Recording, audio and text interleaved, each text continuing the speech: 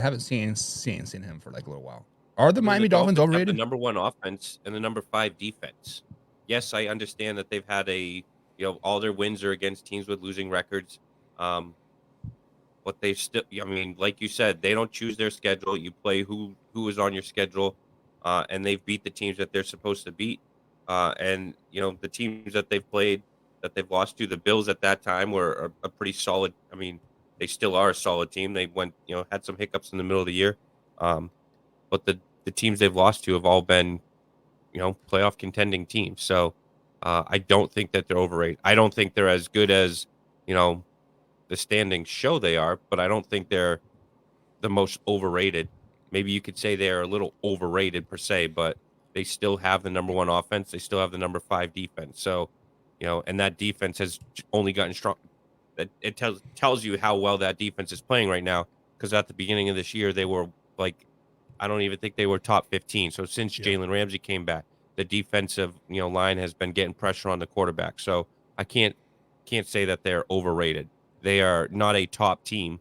I don't think that they can beat a team like the Ravens. I don't think they'll beat the Chiefs, in the playoffs or anything like that. I think, the Bills will probably beat them in week 17 and win that division.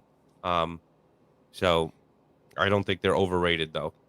Yeah, and I guess we can see how good the Miami Dolphins are coming up in these next 3 weeks when they do play the Cowboys at home. They travel to Baltimore to play the Ravens, a potential playoff preview, right? And then they do play the Buffalo Bills at home to end the season. So we'll definitely But if see they how beat good the they are. Cowboys, it's going to be the Cowboys are aren't that good. We've been telling you that, and so we'll see.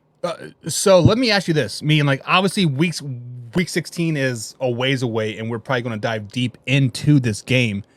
Is this a lose-lose situation for both of these teams, and the Cowboys and the Miami Dolphins? Absolutely. Yeah.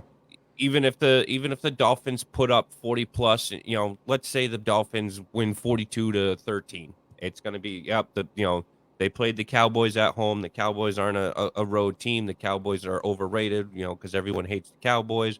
If the Cowboys go and beat the Dolphins, it's going to be, well, the Dolphins haven't had a win against a team. You should have beat that, So yeah, even if one team puts a beat down like the 49ers did to the Cowboys one way or another, it's like you said, it's a lose-lose situation, I think. Yeah, so we got our man Jay in the chat. He says the NFC North is about to be locked up this weekend. Detroit Lions taking on the Minnesota Vikings. I don't know. I kind of smell upset. Lord, Jim Powell. Looking a little bit of. And Jim says 63-21. Never forget when the overrated combo happens. The Chargers are always on top of the list. They're not overrated. They just suck.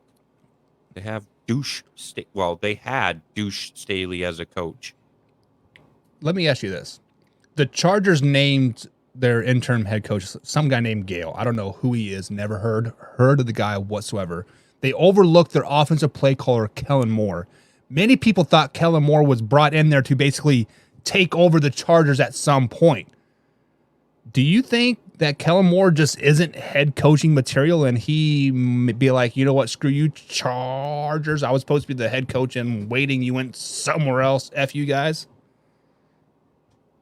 I'm wondering if they just two things. They don't want to set him up for failure because they know that this season is lost and they don't, they like him per se. Mm-hmm. That, or they don't want him to do decent. And then you have other teams calling, hey, and interviewing him for their head coaching position. So maybe it's hey, we want you as our head coach. We don't want, I would think that they probably wouldn't tell him. We don't want to, you to show off and then all, per se. Right. But I think you bring him in and say, we want you as the head coach. We don't want, to set you up for failure or, this and that. This season is lost. We're going to bring this guy in. You continue to focus on getting this offense right. And let's visit this in the off season. So I think there's a reason behind it.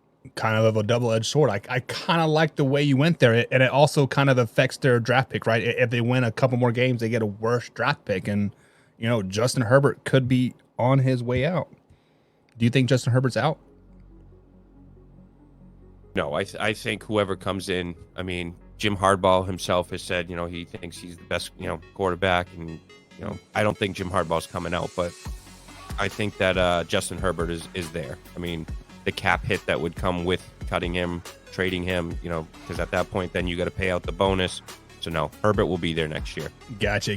But we do got a Monday night game happening tonight. The Philadelphia Eagles taking on the Seattle Seahawks. We could have a battle of backup quarterbacks. Jalen Hurts is on the injury report with the sickness. He has traveled to Seattle separately from the team. He doesn't want to get the rest of the team injured. Geno Smith is also looking like he might miss today's game as well.